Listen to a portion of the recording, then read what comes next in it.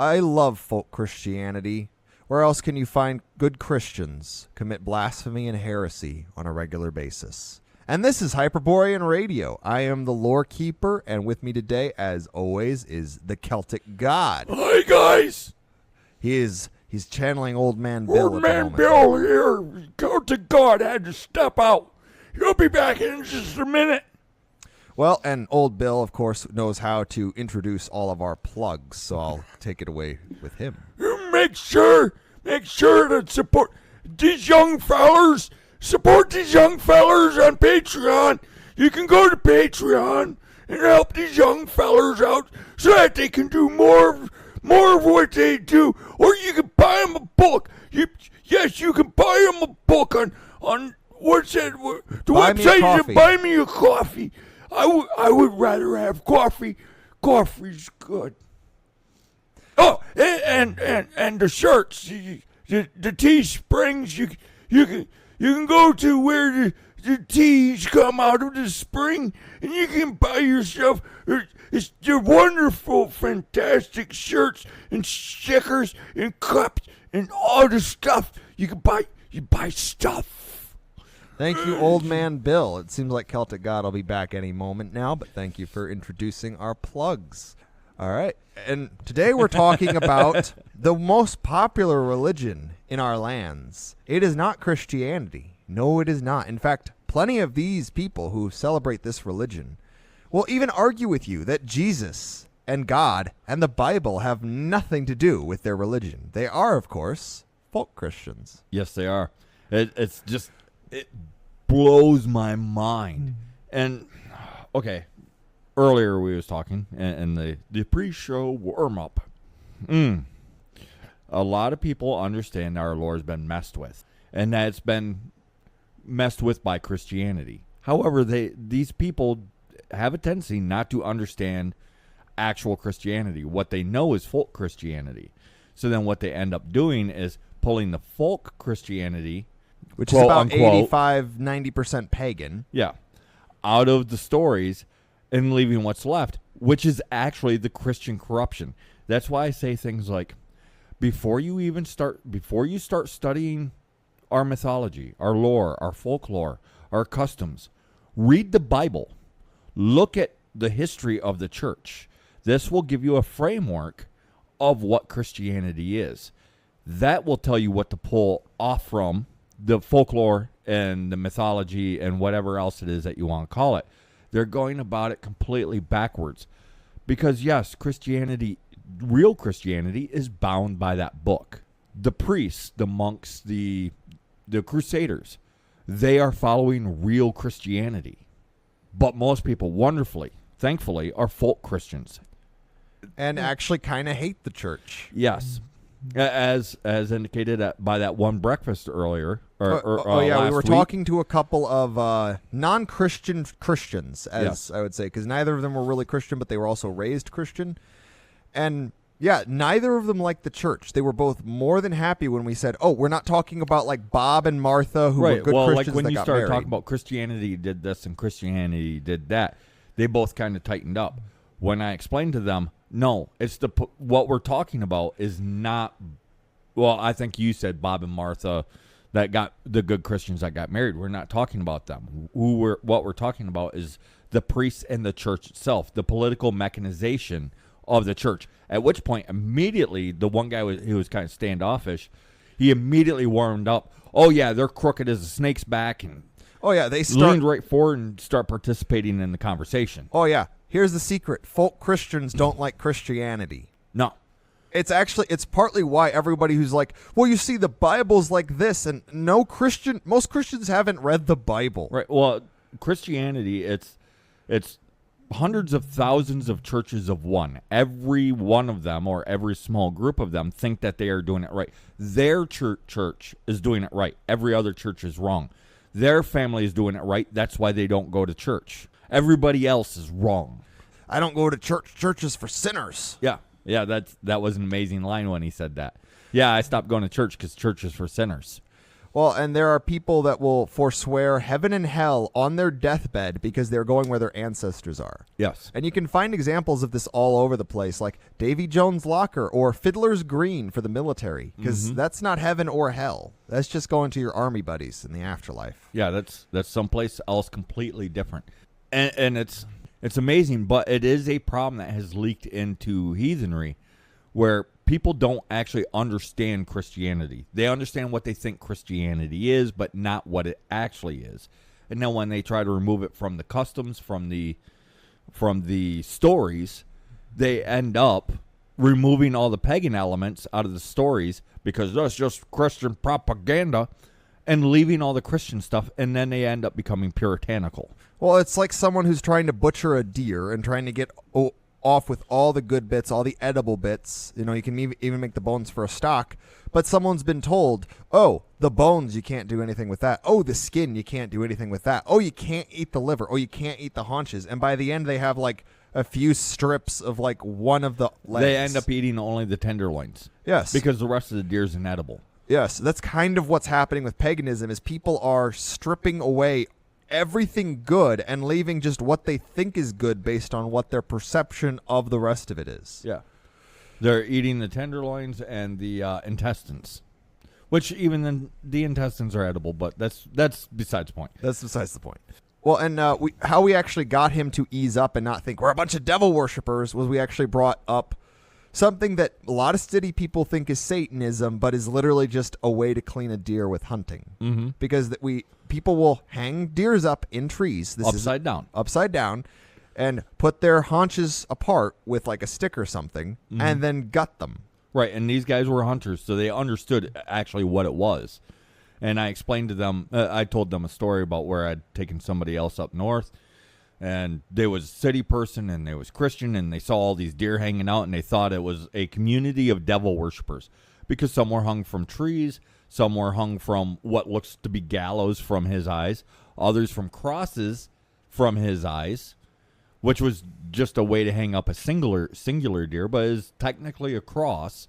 And because they're all upside down, they're all gutted, they all have their legs separated with sticks, it must be some satanic bullcrap. And these guys then understood, oh yeah, not everything that people think is Satanism, is devil worship. Well, it's like we were actually just talking about this is the Harry Potter franchise is based off, basically they took what the Christians described the heathens as, or the witch cults as they often referred to them as, and then just de-demonized it, and that's what they ended up with. And everybody, my generation and a lot of other people loved Harry Potter. I mean, it's been ruined since, but whatever. Right. But that's kind of what happened, is they took the misconceptions and then just de-demonize them. Mm-hmm. It's not that complicated. People are getting a little, like you say, they're working too hard. They're working too hard at paganism. It's like people will ask me, well, they're working too hard on one side and not hard enough on the other. Oh, yeah. Well, because they won't look into the stories at all, and they'll devalue the pagan stories. They'll devalue the folklore and the customs. So what are they left with? Mm-hmm. And then on the other side, they'll be like, well, how do I do Yule? Because I've done Christmas up till now, and I have the tree and stuff. What do I do? I'm like... Well, and oddly, thinking that they have to get rid of the tree. That we're going to tell them to get rid of the tree and Santa Claus and all the things that are heathen. All you gotta do is get rid of the Jesus. That's it. Most people don't even bother with a manger scene. You can even scene. keep the angel on top of your tree. Just understand this is a Greek god called a genius. A genius, or alternatively, a slightly off depiction of certain kinds of fae. Yeah. Well, and some of those angels are flat out fae. Oh yeah, they have butterfly wings, which is not what fae have, but it's how people think fae look. So. It's the portrayal. It makes sense in paintings. If you have a human and a fae side by side, say dancing, because there's a lot of old images like that. How do you indicate the one is a fae if it actually looks like a human? Like little dragonfly wings. Yeah, you have to change something on it. So they chose wings. No, they used to do that with the gods. They'd give them like a circle of stars. Light halo thing, or the halo of stars, the sunbeam behind the head. Well, and that's another thing they took. The halo is actually a pagan thing. It's not even an exclusive to Europe thing. And it's not a ring like a lot of... No, it's just emanation of light. most people do folk Christianity, and folk Christianity is like 85 to 90% paganism with like a dash of Christianity. The main thing they did was they introduced Semitic figures and Semitic ideas. And the notion of good and evil. The notion of good and evil, and then they just took how to look at it and went from the wrong angle. They changed the lens through which we look at the stories. And if you don't get rid of the lens, that's how you end up with the frost giants are evil.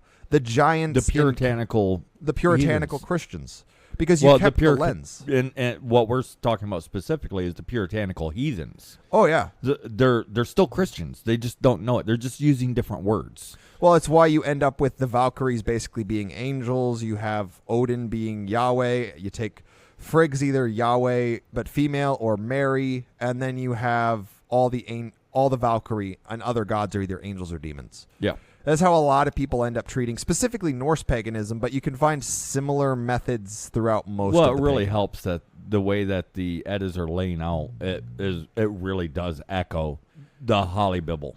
Well, and that's Why did I call it the Holly Bible? Because that's how it's spelt. Yep, and it's fun. Yes, fun to it's funny. mispronounce it. It It's like makes me saying giggle. bagel instead of bagel. Yes. But there was something else that was fairly important. Just wait. It's a short train of thought. It will be back around. And look like you wanted to say something. No, it's all right. I was just going to say a lot of the things that people think are hyper-Christian about Odin, like the creation of the world, the creation of man and woman, a lot of his more, super knowledge god things, they're all told in asides. The Odin that is in the Eddas and the general myth is actually closer to the broader folkloric Othin, which I've said before. The way I differentiate between Eddic Odin and folkloric lore-accurate Othin is with just different pronunciations. Oh, I remember what I was going to say. Something that a lot of people think is Christian, but it's not. The 7 deadly sins. The 7 cardinal virtues. We're not really going to talk about 7 cardinal virtues because those things change. Like, there's all the time. Yeah, I found like 12 different versions of the 7 cardinal virtues. But the 7 deadly sins remain really consistent. Those are not Christian notions. They're not anywhere in the Bible. What they are is because if anyone's ever actually read the 10 Commandments, they don't make sense. Not Yes. from a Hyperborean I perspective. can pull that up even. The But 10 Commandments. The 7 deadly sins are basically an attempt by the church to create a moral framework that works for our people. So they're less commanding, they're more guidelines, and they're more trying to balance out these 7 things. And the 7 deadly sins, pride, envy, greed, sloth, wrath, lust, and gluttony. And actually, greed should be avarice because they're not synonyms. Mm-hmm. All these synonyms are mostly newspeak. You can find examples in our folklore and our history where these things completely went off the rails. Right. It's a folk Christian concept. Avarice is, I don't know, I don't have the exact definition in front of me. I get it.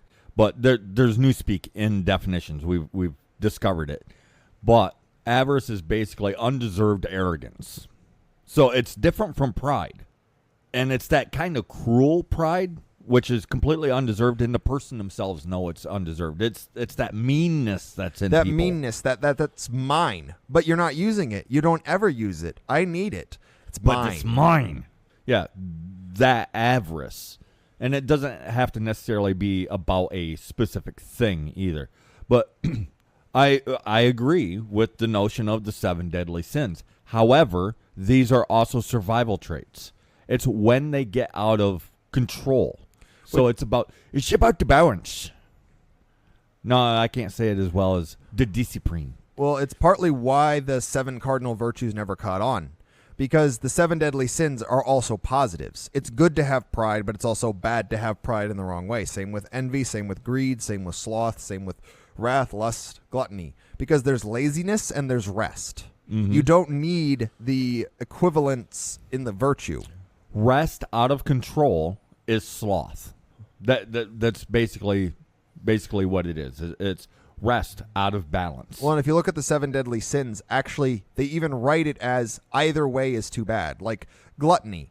Gluttony can be not eating enough, and it can be eating too much. Yes. So they don't need the 7 virtues. I forget the author's name, but it's from Dante's Inferno, or one of the books. Because there's actually 3 books. There's Dante's Inferno, Purgatorio, and Paradiso. It's just Right. the Inferno's the coolest. It's in one of them. It's not even in the Bible. And the thing is, if you're going to have a religion like Christianity, like Islam, like Judaism, like Hinduism, you are bound by the books that are your religion. Oh, yes. Anything outside of those books are heretical. Most Christians don't follow the Bible. They barely know anything about it. They've never actually read the thing. Oh, I read the Bible all the time. Every time I go to church, the church or the priest says, open the book to Matthew 3:38, and then we read. No, that's not reading it. Pick it up, read it from front to back. It's a book. Read it like a book. If it is strong enough, because I've had them argue, well, the Bible isn't intended to be read that way, then why the fuck is it a book? Well, and they weren't intended to be read by the plebs anyway. Yeah. That's why they were in Latin for the longest time, and there was a freaking war and a split as soon as people could read it. Right, and that's why people think that the peasantry was illiterate. It's not that the peasantry couldn't read. They couldn't read Latin. Well, and a lot of them could read Ogam runes fairly accurately. And here's how much runes are in alphabet, because I know people don't like this, and I just want to say this. There is graffiti from the Varangian Guard drawn and carved of runes. Bear in mind, the Varangian Guard were primarily made of peasantry from the north that went down there specifically to make money. And it is graffiti, because it's just, they carved it into various things. It was the equivalent of carving, like James was here into the sidewalk. Mm-hmm. I mean, we're not that different from what we've always been. We're just kind of twisted. The toys have changed. The toys have changed, and we've been twisted. Right. Well, we've been poisoned. Yeah. And that's kind of what it is that we're trying to do, is help people identify the fact that we've been injured and poisoned, and now we're trying to heal. It's like the Yahweh-shaped hole that we talk about all the time. The wound. It's a wound. You don't stuff the wound to heal it. You remove the thing causing the wound and allow it to close up and heal on its own. And it requires time, and it requires not picking at it, and so many other things. And it's one of the most important things is none of our gods are like Yahweh. Mm-hmm. The Dagda is not like Yahweh. Othin is not like Yahweh. Perun is not like Yahweh. Zeus is not like Yahweh. There is no God like Yahweh. And Yahweh isn't even like Yahweh for most people. Yeah. He's amorphous. Because, like we said, you talk to 100 people, you get 100 different Yahwehs. Mm-hmm. Or Elohims or Jehovahs or whatever names in fashion. So I've actually had more success talking to Christians about Hyperborean ethnic faith, and that's actually what I'll call it. Now, I even explained to them it's a bad name because it's not actually accurate, but it has to be called something. To which usually the only question I get is, what does Hyperborean mean? And I tell them it just means people beyond the north wind. People of the snow and ice. The northern dawn, the woods. The people of the northern forest. And they just like, I get it. Right, because Hyperborean can actually mean all of those things. You type in a translation, you're going to get, I think it's... people of the north, people of the north wind. Right. There's a few different ones. People of Hyperborea. It can actually be translated many, many ways. Because it just means the people of the north, which is us. Yep. Okay, so I explain that to them. And then I start talking about like nobility versus ignoble. Strength, courage, wisdom, these are our virtues. Once I get past that hurdle, usually they're pretty open to listening. And they're like, well, what about Christianity? I'm like, Christianity is the worst thing that happened to our people. It's because of the politics, and it's a political mechanization. It is a political tool. It is a political weapon. I've never really had anybody argue with me about it. They know that the church is corrupt. They know it's political. They know it doesn't care about the people. They are exempt to it because they are trying to be good people. Well, it's people get angry when they're called not Christian, because when you attack the church, you have to be careful not to include the average Christian. Right. You have to make sure that they understand you aren't talking about them or their friends or their family that are Christian. You're talking about the political entity of the church. And then they will actually help dogpile it because they're perfectly aware of all the corruption. Well, and there's Christians that have never heard of Jesus Christ. Like, you go out into the frickin' wilderness of Russia, you'll meet people that call themselves Christians. You're like, oh, you believe in Jesus Christ? Who? Yeah. They have no idea. Well, it's because they're folk Christians. They're not Christians. This is what they're hearing. you are a good person. If you say, "Oh, you're a Christian," they hear, "You're a good person."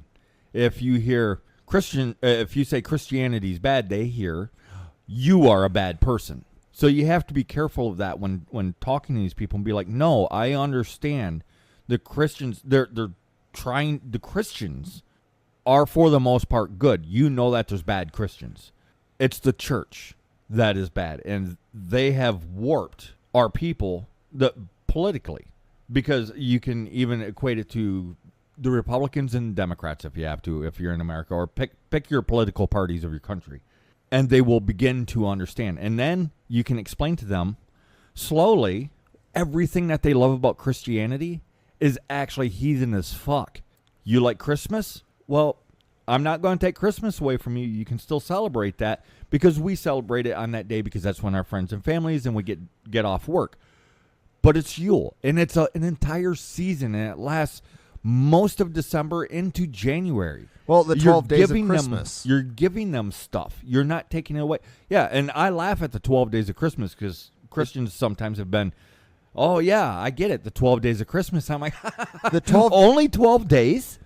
The 12 days of Christmas was the medieval compromise. Yes. Because it used to be much longer, and then they had the 12 days, and then we almost lost Yule completely if it wasn't for Charles Dickens, who wrote A Christmas Carol, which is, again, part of folk Christianity. Yes. Because nothing in that had Christian or what's that one black and white movie where with every time a bell rings, an angel gets his wings?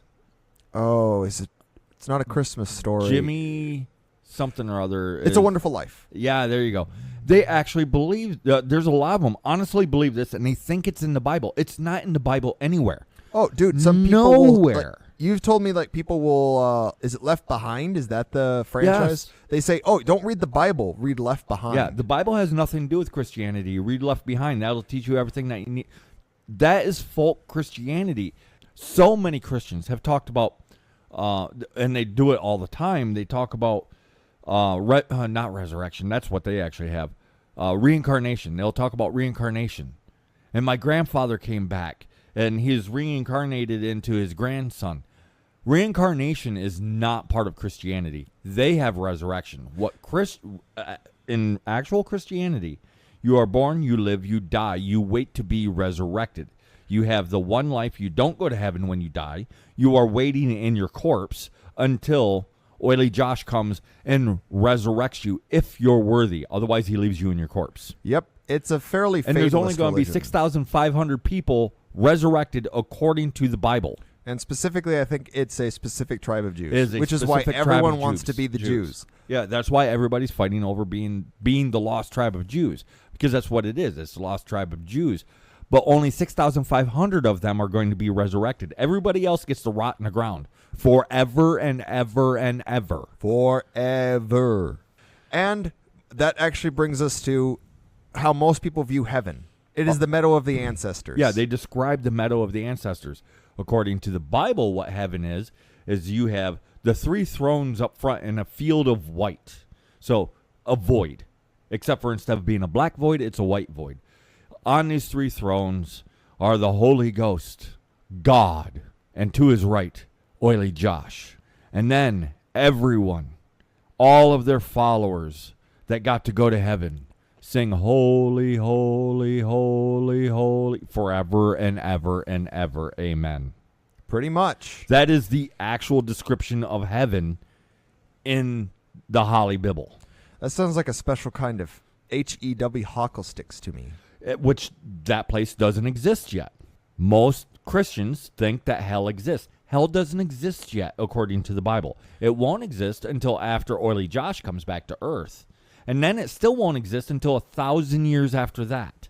Well, and if you look into the history of various things, you can see where these things have just been blended. Because hell with one L or two L's is actually just the realm of the goddess Hel. Yeah. Who has had flitting matches apparently with the devil. Yes. Or there's that old English saying, Christ is mighty, but weird is mightier. Yes. So people forget that for the longest time, Christianity didn't crush the other gods because they never would have succeeded. Mm-hmm. They wormed their way in and took prominence. And that's how folk Christianity came about. Well, according to most Christians, if you talk to them, the devil's in hell. and then he tempts us with sin and so on and so forth, right? He is the source of all evil. Except for, no, he's in heaven, right next to their God. And that's if you let the Christians take certain figures from the Old Testament and make them the devil. Yes. When they weren't originally. The devil is an invention for political purposes, and they took a bunch of our gods and spirits and they jammed them into one figure. Well, in the Holly Bible, they didn't take ours. That's in folk Christianity. They took ours and jammed them into one figure, which called the devil or Satan or Lucifer Morningstar. Lucifer Morningstar. Which is straight up a Roman god. And what they did was they took Lucifer Morningstar and then warped him into the shape of many of the horned gods and the wild gods. So his temperament is mostly Lucifer, mostly, for the most part, Lucifer Morningstar, a Roman deity. And it makes sense if you realize where Christianity came up and through. But then they warped his, not his persona, his physical being into the horned gods and the wild gods, and then they twisted that even just a little bit further to create what people think of as the devil. Oh yes, well, and as he goes across, you have gods like Wotan, you have gods like Othin, you have gods like Thor and Veles and Velnius, and on and on and on. Pan. But you gotta love that Hell had a flitting contest with the devil and won. And won, kicking him out of her realm. Oh yeah.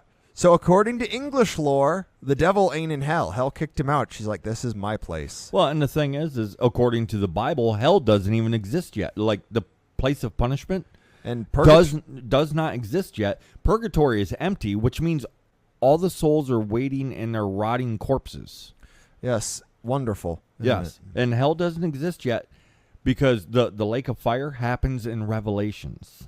Oh, yes. It doesn't show up until Revelations, which was the winner of a writing contest, by the way. Oh, yeah. What's the year 331 CE? They were trying to give it an ending, and then they basically had a writing contest. Some guy won. They tried to claim he had an ecstatic vision or whatever. And the devil still isn't in Revelations. No. The beast, the false Christ or whatever is. The dragon. Yeah, it's the dragon from the Red Army, and you got the 4 horsemen. And upon the pale horse rode death. Well, and the 4 horsemen are straight up torn from paganism. They're actually pagan deities. Well, and it was, and it's even admitted by Christian theologists. Oh yeah, they are pagan deities. Oh yeah, they actually, if you dig into the lore, some of them bear a striking resemblance to some of the war gods that aren't Ares, but they kind of hang around Ares. Mm-hmm. And then you have they give us lists like the 7 deadly sins, the 7 cardinal virtues. Give you lists like the 10 Commandments, which nobody really pays any attention to because it's ridiculous. You shall not cover thy neighbor's goat. Yes. There's all kinds of weird ones. So with folk Christians, they're actually closer to paganism, but they're using the wrong lens. Which is the bulk of it, which is why I always tell people, like when someone asks, well, how do I make Halloween more pagan? Well, you don't even have to pull anything out of Halloween. All you have to do is just do it and do it more. Oh, yeah. Do it a little bit longer. This urge that you have somewhere between early and mid-October to start doing Halloween stuff, listen to it. The season is telling you when it's happening. That feeling that you have, like, oh, my goodness, I can feel Halloween coming. It's a legit thing. You can feel Halloween coming. I've even mentioned it kind of as a field test with non-heathens. I'm like, man, you can just feel Halloween coming. It's like today, not yesterday, but today. And they're like, oh, you're right. Well, yeah, I was just thinking the same thing. Today just feels special. Well, we even were talking about that because it was, I think, the 13th or the 14th. We were like, oh, yeah, today feels like it's Halloween. Yeah, and when we was talking about it, when I went in, I started mentioning it. I mentioned it to non-Hyperboreans, and I mentioned it to Hyperboreans. All the Hyperboreans was like, yes, I can just feel something in the air today. All the non-Hyperboreans were like, you're crazy. What are you talking about? We can actually feel it in the air, same as if a holiday is celebrated at the wrong time. Like, oh, it doesn't feel like the holiday. It felt like it should have been last week, or it doesn't feel like it's quite there yet. Well, there's years where Christmas should have happened. Well, not Christmas, but the peak of Yuletide should have happened like a week earlier. And there's others where it shouldn't happen until a week later. And there's some when Well, it's in the just one year, right. it was like almost 2 weeks off. Almost 2 weeks off. And 1 year, it was just right. Like it was the perfect day. Mm-hmm. I understand going by the Gregorian calendar in today's world, but you're not crazy when you're like, man, I can just feel the holiday. You're not insane. Well, it's like Easter. If there's no flowers out and it's supposed to be Easter, it's not Easter. Yeah. There's no new life. It's too early. Here's the thing is like Yule and it's by temperature. You can't go by latitude lines because North America and Europe have two completely different. It's admitted Europe is warmer than North America on the same latitude lines. Like New England is further south than England, but it's actually colder. Yeah. In New England. In New England, yeah. Yeah, in New England it's colder, even though it is further south than England itself. And it's because of what are those called? The jet streams? It's the water currents. It's the water currents, anyways. And the water currents carry warm water from the south up to the north into Europe. America doesn't have that. We have cold water swept towards us, and then the wind comes across the cold water, chilly. So you can't go by a latitude line. So what do you go by? If I can't go by latitude lines and I can't go by the calendar, what do I go by? Go by the trees. Go by the animals. Well, that's What's going actually on? how people used to be able to tell when to harvest. Mm-hmm. And here's the thing. Some people will try to tell people, oh, you got to talk to the priest. The priest will tell you when to plant. That is their job. They tell everyone what to do. Yeah. That's how famines happen. Yeah, every time. Go ahead. Feel free to look. Every time it's government, and it's happening now, government or the priest, which at one point there was absolutely no difference between the church and the government. Which is why it's a political entity. Now, look at what's happening with the food supply currently and the government's involvement with that, and watch what's happening with all the food production industry is being destroyed, and they've told farmers not to plant. They've told farmers to kill their livestock. They've paid farmers to not plant. They've told farmers to, well, don't plant, I don't know, turnips, plant soybeans. And they're getting involved too much, and the food not cycle, the Supply? yeah, it's crumbling. Well, It is crumbling before our very eyes, and everybody knows it. Like in my home state, they have just fields of corn and fields of soy. We are some of the best agricultural land in the world. We could be growing enough food to feed And like corn several is not states. food. Corn is not food. It's not even fuel. It is a wasted crop. So is soy. Cows and deer, which are designed specifically cows, because they have the multiple chambers to their stomach. They don't have 4 stomachs. They have multiple chambers to their stomach. But they are specifically designed to digest plant matter. When they cannot digest corn, corn is not food. No, they actually have to reach in through a hole they drilled into the stomach and pull it out. Yes. And that's why they actually have to feed them so many antibiotics, is because it's to kill their own stomach bacteria, which get out of control because they eat the corn. Yeah. Corn is an industrial product. You could argue popcorn, but now you're stretching and reaching for technicalities, because as soon as you got, what's the thing I say about when somebody says, well, technically, there's bullshit flying out of their mouth right behind it. Pretty much. And they've tried feeding the peasantry popcorn. Oh, well, we shall save so much money. We shall grow corn, and the peasantry can eat popcorn because they can actually digest popcorn. You know, after they caused a famine with actual corn. And they're like, oh, well, people can't eat corn. Why should we grow this? Ah, but popcorn, they can. And they tried feeding the peasantry just popcorn, and guess what happened? A lot of motherfuckers starved to death with their bellies full of popcorn. Well, and putting this on Christianity is correct, but people need to understand that the origins of Christianity are the corrupt political elite of the Greco-Roman ruling class. Mm-hmm. That's why it's so corrupt. That's why it always tries to keep the actual peasantry from actually getting any rights. Like, if they can convince you you're free, but never have to make you free, like they're kind of doing now, Mm-hmm. then they're going to have... And if you think more that you're power. free, quit working. Quit working, run out into the woods. Find out how quickly you're not free. Yes. Well, and the thing is there was mechanizations even before Christianity. Rome was trying it with what the hell is that one? The Sol Invictus. Yes. There was like Platonism. And here's the thing: is there was already in some areas, because of chimeras and blending, there was a Greco-Judaism developing, which is one of the possible origins for Christianity. Really, I think what they did was somebody finally got smart, and they're like, we need to get control of these people because we need control for some reason. And then they went around and they found between Rome and Greece and even other areas and said, these are the things that work, and we can get people to get behind this so that we can actually control them. And then they mushed them all together, and then we end up with Christianity. Well, and they're doing it now. Because that's what's happening. And they're doing it again. Oh, they're doing it again. They always do it over and over again. That's what the communism was. That's what this whole stuff happening in the West right now is, in America and the Western Europe, is the creation of a new religion. You can see it. The original sin, the requirements, the zealots. And here's the thing. The zealots are not a good thing. There's too many zealots in every religion right now. And zealots are not true believers. They are people that wish they were true believers. And this is what's happening now. Right. If we're not careful, it's going to become a new religion, and it's going to be even worse than the ones that came before. Yeah. Well, and as far as folk Christianity goes, I'm going to do a hard, ugly segue. So hold on. This is going to be bumpy. Yanking it back to hardcore folk Christianity, which is actually paganism. Look at all these stories that they claim are Christian stories. The wardrobe, which is the Lion, the Witch, and the Wardrobe. Thank you. The story with Narnia. You got Dante's Inferno.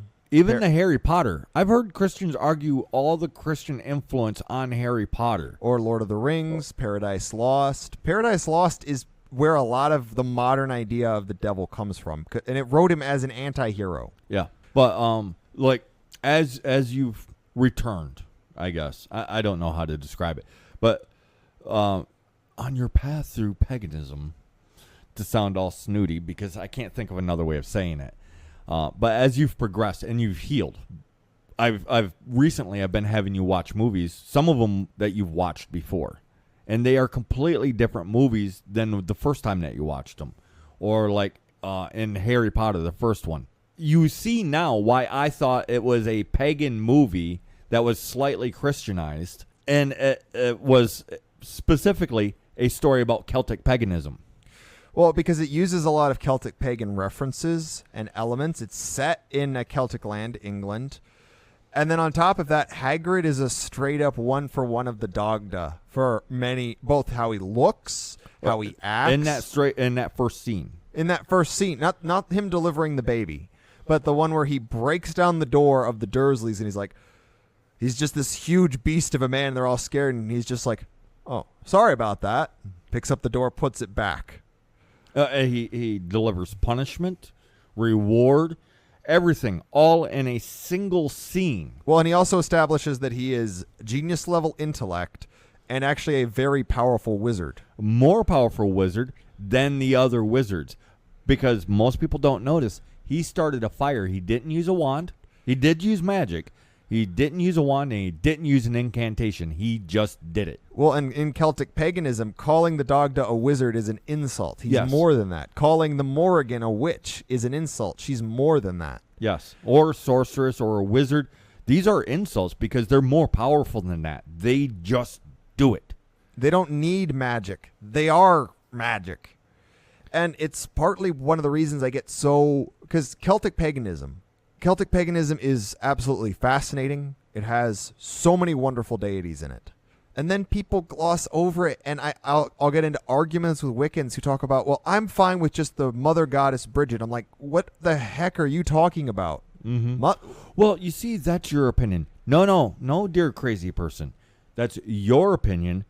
This is based off from not just lore and not nitpicked lore, specifically picked lore. No, the broad spectrum of lore and customs and historical context. What I am presenting is not opinion. What you are saying with the Trinity Bridget is opinion. Oh, claiming Matcha, Bave, and the Morgan are the same goddess is opinion. Right. I mean, when you can go to a government site that's an Irish government site that's talking about the historic folklore and paganism, and it's written by Christians, and they're like, traditionally, it is this. These are three sisters. However, in modern heathen practices, they view them as being the same, and that's fine. They're giving you what the actual thing is, and people will gloss over the actual thing to go to verifying their opinion. Well, and here's something I got to say. In Christianity, folk Christianity specifically, Yahweh, Jesus, and the Virgin Mary are whatever you want them to be. They're a little bit more specific with the saints, but those three figures are whatever they want them to be. And the reason is, also the devil. I'll throw that one in. The four Christian figures that are whatever you want them to be are God, Mary, Jesus, and the devil. It's because those were the figures that were put on the most different deities and spirits and heroes. So depending on where you were, you had a completely different idea. So if they tried to maintain a rigidity, they can't use them to cover them up. I mean, I've talked to pagans who, before they went pagan, they had visions of an apparition of a woman. They thought of them as Mary. But then after they dug into paganism and I talked with them, they're like, oh, it's Hala. And the thing is, Hala was disguised under Mary. Multiple Marys. Right. To the point where the word Mary, Madonna, Well, and Our Hala Lady. is just an example because sometimes it's Faye, sometimes it's a different goddess. But yes, they had a vision of Mary, but it was something else. Well, like there's people that point out that Our Lady of Lourdes who is a version of Mary that presides over a healing well that actually has documented cases of healing. That is the same region a goddess associated with healing wells, Nana Svelta, is from. It could be a goddess like Nana Svelta, but it certainly isn't Mary because Mary doesn't do that. Pretty much, if it was a female deity that people wouldn't give up, they would just slap Mary on it. Oh, yeah, and half the time they still depict the goddess. All they do is put a veil over her head and say, it's Mary. Yes. It's The same thing with God. They will take ideas of what the God is from the area and make that God. Same with Jesus, same with the devil. And I'm going to call them real Christians, the ones that actually know the religion. You ask them what heaven is, you're going to get a really consistent answer about what heaven is. Folk Christians, on the other hand, have a tendency to describe the meadow of the ancestors or a grand hall, or they describe anything but heaven. And what it is it's the folk customs continued. They just changed the names and they changed the understanding. This is part Even of the this issue. mansion, like some people will bring up the mansion with many rooms, and that's heaven. That's a hall. That's a hall, and it's not even in the Bible. Like a good example of the repaganification is Swedenborgianism, which is the version of Christianity that Johnny Appleseed followed. It had spirit worlds. It had God halls. They were just the halls of angels instead. And I think what it was a very Christian man because he claims he was visited by an angel. I think he was probably, if he was telling the truth, he was probably visited by a spirit, thought it was an angel, and then went with that information from a Christian lens. Mm-hmm. And I think this happens a lot where someone will see a spirit or a deity and think it's a Christian figure because they're using the Christian lens. And then this is where the issue comes in, where the people who come from folk Christianity into paganism is they think that the pagan gods are just like the Christian God where it's whatever you want. There is no one for one. There is no, it's just whatever you want it to be. It doesn't work that way. Well, and I was even saying this before we started. All the love gods from every different tribe, all the different love gods, none of them are the same kind of love. Just like if you live your life, you might have many lovers. And they will each love you in a different way from the others. And the same, you will love each of them in a different way than you loved the ones before. Right. Well, and then there's many different kinds of love besides that, because if you have a dog, you love your dog. If you have children, you love your children. That doesn't mean that you want to fuck your dog or your children. At least I hope not. I hope to the gods that that's the case. Don't do that. But Please you don't love them. You love your mother. You love your father. You love your siblings. You love your friends. There are many different kinds of love. So if you have a goddess of love or a god of love. It's not an umbrella blanket. No, and it is a specific type. And so, like we've been differentiating, Thor is not a god of strength. He is a god of the strong. So, the same applies to gods of love. And there is no such thing as a goddess, by the way. Well, there is, but there are female gods that are now called goddess because of a quirk of the language. Yes. Which, the thing is the language is something that the church has always attacked, because the more they can conflate and contort the language, the harder it is for people to communicate. And that's coming to fruition right now, where like love is exclusive to sex. It's like you can't be friends anymore without being lovers. Netflix and chill, when it originally started, was literally sitting down, watching Netflix. And relaxing. And then somehow it turned into fucking. Here's the thing, is Christianity used to go the route of trying to control sex by making people more chaste. But they also want, quantity over quality. So that kind of reversed at some point. They're like, you can't have sex till marriage, but then you have to have as many babies as possible. Yeah. And now in the modern day, what they're doing is they're freeing up sex to the point where it's going to turn into probably at some point like Brave New World, where you can't refuse sex. If someone propositions you in Brave New World, you have to have sex. It is required. And or it's a crime. And you can't get pregnant, so there's just like a ludicrous amount of contraceptives that people wear. That's what it's going to turn into, maybe minus the contraceptives.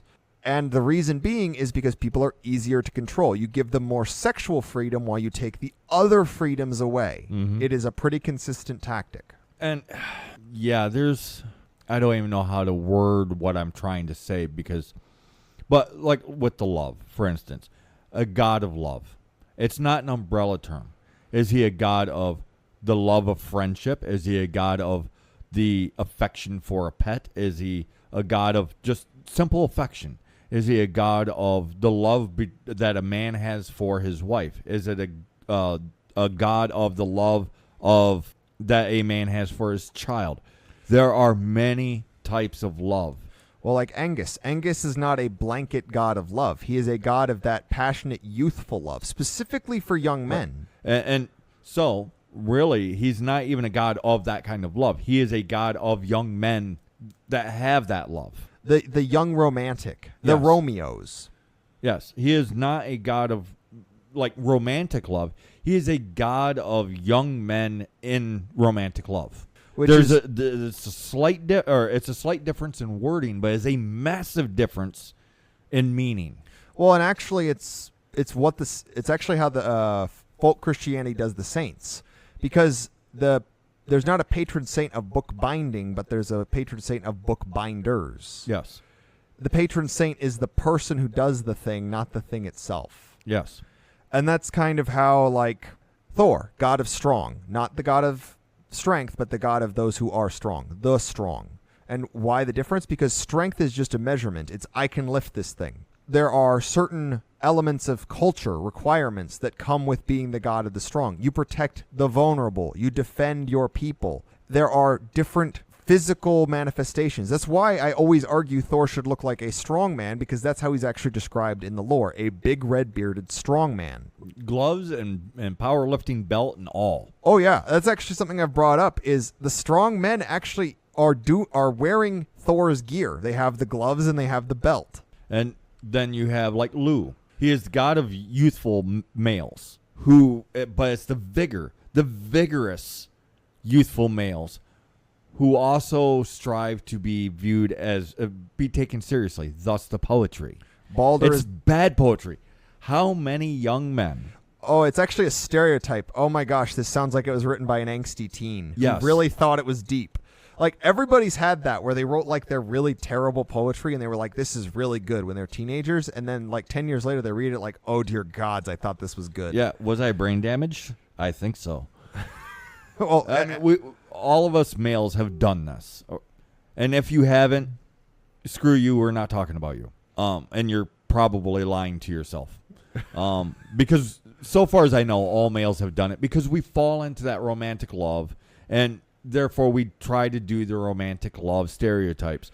But yeah, Lu is the god of these vigorous young men who want to be taken seriously.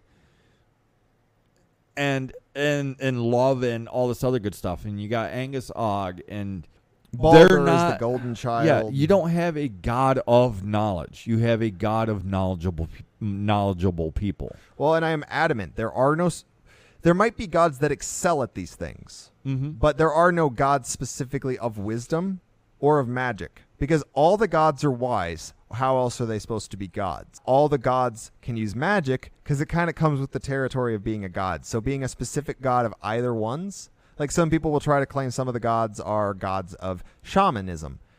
That's nonsensical. First of all, there's no such thing as shamans in Europe. Number two, shamans are specifically people in their region with their people that do this, who are the intermediaries between the gods and the people. They're priests. Yes. We don't have that. And why would a god be a shaman? That's completely ridiculous.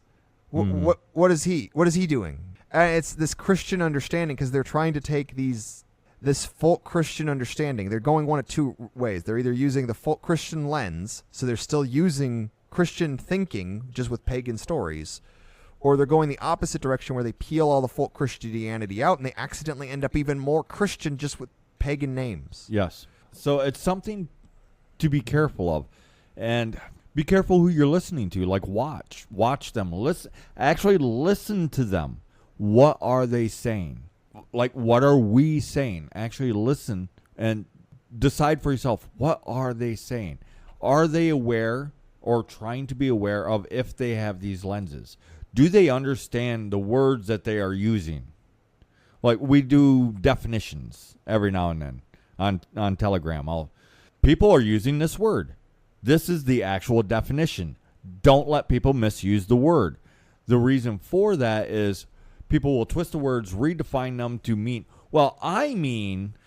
Yeah, don't let new speak happen. Start working towards old speak. Yes. We need a lot more people pulling an Inigo Montoya. Right. You keep using that word. I do not think it means what you think it means. Right. It's like, well, you see, I know I'm saying car, but that's what I like to call my spaghetti. And you need to respect the fact that I call spaghetti a car. I mean, it's just it's the less obvious version of you have to respect my gender identity as a half cardinal, half cat. Well, how many academic arguments have we been in when they're like, yes, I know that's what the word means, but that's not how I'm using it. Use the word right. I am going to take you at face value. If you're using this word, that is what you mean. Oh, yeah. No more. And in the end, it turns out that I'm right. They do actually mean the word that they're using. They're just trying to save face. Yeah, they're trying to save face and backpedaling. Well, you see, that's not what I actually mean by the I don't do that. Yes, they are. Yes, they are. They're just trying to save face. And it happens a lot. And it happens when people are trying to say technically or backtracking. Mm-hmm. Well, you see, I'm a scholar of... I know I talk about and lore a lot, but you see, I'm actually a... Oh, great. Well, you see, I'm not actually a scholar of history. I'm a scholar of cultural anthropology. Yeah. And they just keep shifting. They shift the goalpost. Yeah, they're shifting the goalpost. And do not let them do that. It's not that they can't change their opinions, but make them explain that they changed their opinion and why they changed their opinion. Don't just take people's opinions. We might lose them again, but there was one show we lost, 100, and our podcast just tanked afterwards because I explained we're not offering opinions. When we do offer opinions, we try to make it blatantly clear that we're offering opinions. This is just our opinion. But we don't offer opinions. We use lore. We use folklore because apparently there's a difference, but in reality there's not. We use historical context. We use local customs of the various areas. We are presenting all these things glued together. It's not an opinion, and we present that. And the fact that we do this and we can back up what we're saying, there are people that get just pissed and they just bail. They're like,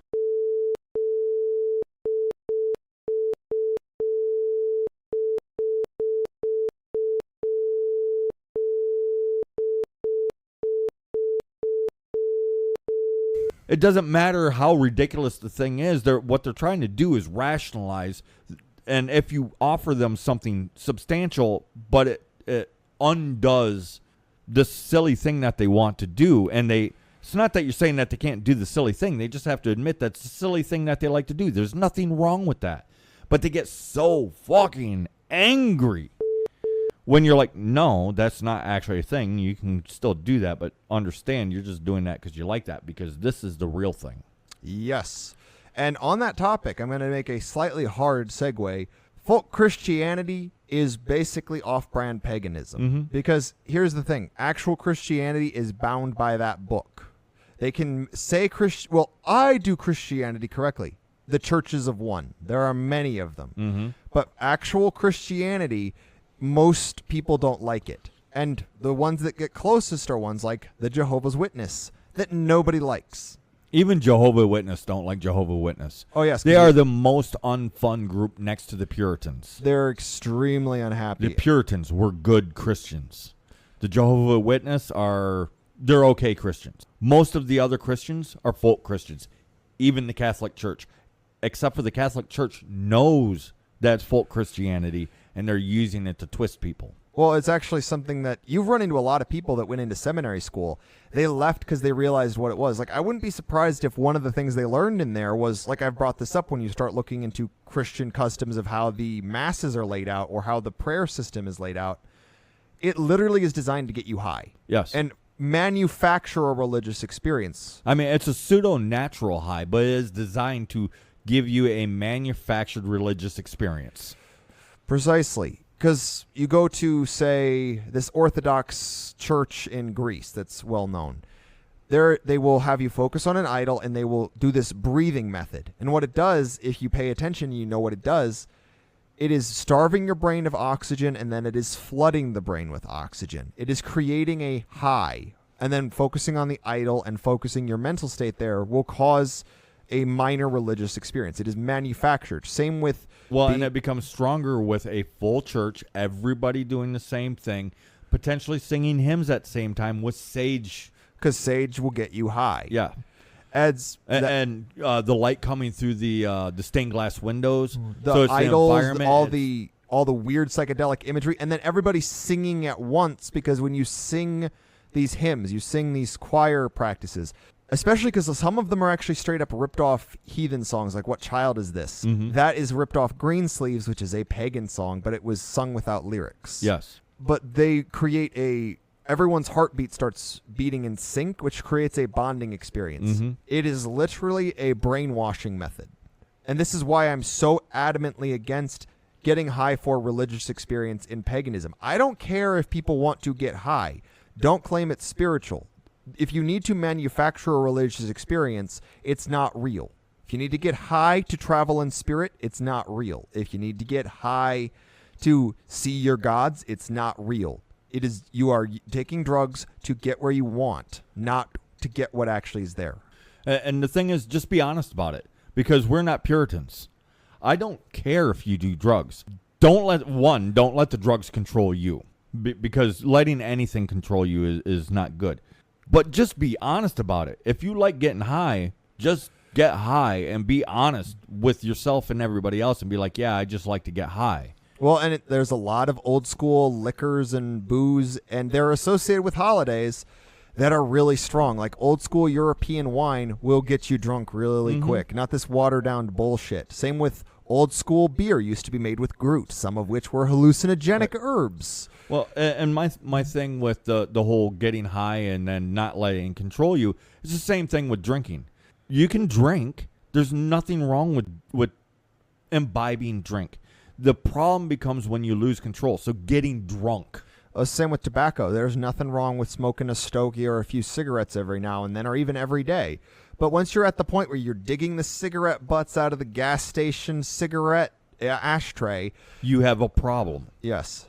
Don't get to that point. Be quite simple. With anything. Yeah. With anything. I mean, there's people that hoard pets. There's people that hoard animals. It's the fact that we're so off balance, which is what our natural ethnic faith actually does, is it brings us balance. That's why balance. There we go. That's discipline. accent. You need the discipline to get the balance. And that's why the 7 deadly sins took off, is it's a message of balance. Yes. And it's a guidelines, because our people don't like being told what to do. That's why commandments don't work, because trying to give us commands is not a good idea. We don't like being told what to do. Right. Well, and on that note, we're right there. So this is an excellent second or third intro to this concept, I guess. I don't know. We're going to keep talking about all the stuff that we talk about. But, yeah, I'm out. See you guys next week. Well, and I'll just say, don't try to argue with people over Christianity, because most people aren't listening. But if you're looking at paganism, or if you're talking to people who are Christian, remember, almost everything in folk Christianity is ripped off of paganism. Just peel out the desert sand and shift your lens back to how we actually are. And watch out, because they do have ways of trying to rope you back in. The Eddas were written specifically to create a cycle back to Christianity. If you read them, you'll notice. Lord, keep her out.